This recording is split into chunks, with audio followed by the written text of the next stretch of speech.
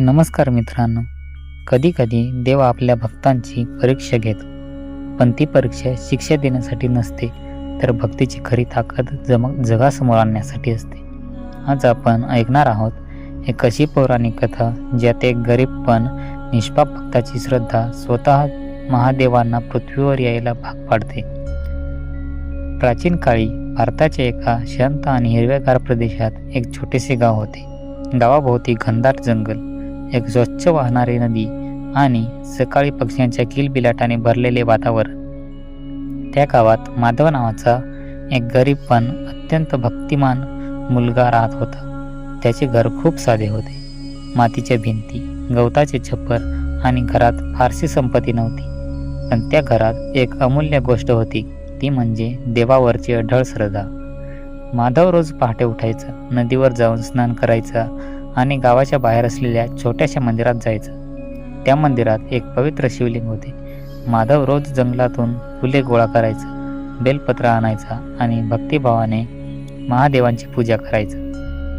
तो हात जोडून म्हणायचा, हे महादेव, माझ्याकडे सोनं नाही, चांदी नाही, मोठ्या भेटवस्तू नाहीत, पण माझ्याकडे आहे तुमच्यावरचं निस्वार्थ प्रेम. माझी छोटीशी भक्ती कृपया स्वीकारा.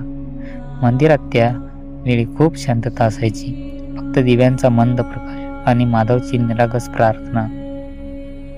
अशाच एका दिवशी कैलास पर्वतावर भगवान शिव आणि माता पार्वती बसले होते.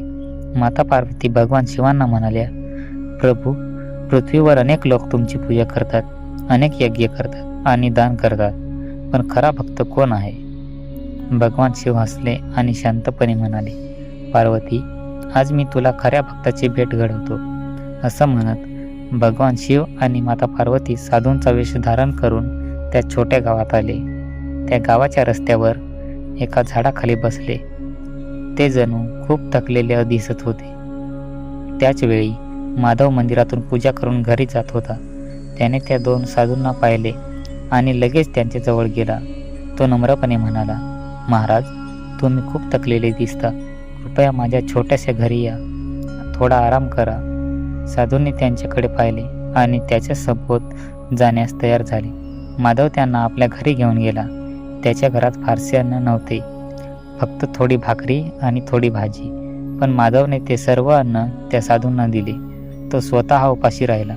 हे पाहून माता पार्वतीच्या डोळ्यात पाणी आले. त्या म्हणाल्या, हा मुलगा स्वतः उपाशी आहे, तरीही आमची सेवा करत आहे. जेवण झाल्यानंतर त्या साधूंनी माधवला विचारले, बाळा, तू स्वतः उपाशी राहून आम्हाला अन्न का दिलीस? माधव नम्रपणे म्हणाला, महाराज, माझे आई वडील मला नेहमी सांगतात, साधू म्हणजे देवाचे रूप असते. तुमची सेवा करणे म्हणजे देवाची सेवा करणे. हे ऐकून अचानक त्या घरात एक दिव्य प्रकाश पसरला. त्या साधूंचे रूप बदलू लागले आणि क्षणातच त्यांच्या समोर प्रकट झाले स्वतः भगवान शिव आणि माता पार्वती. माधव आश्चर्यचकित झाला. तो लगेच त्यांच्या चरणी पडला. भगवान शिव प्रेमाने म्हणाले, बाळा, तुझी भक्ती खूप पवित्र आहे. तू कोणत्याही अपेक्षेशिवाय सेवा केलीस. माता पार्वती म्हणाल्या, आजपासून तुझ्या गावात कधीही अन्नाची कमतरता भासणार नाही. असं म्हणत त्यांनी त्या गावाला आशीर्वाद दिला.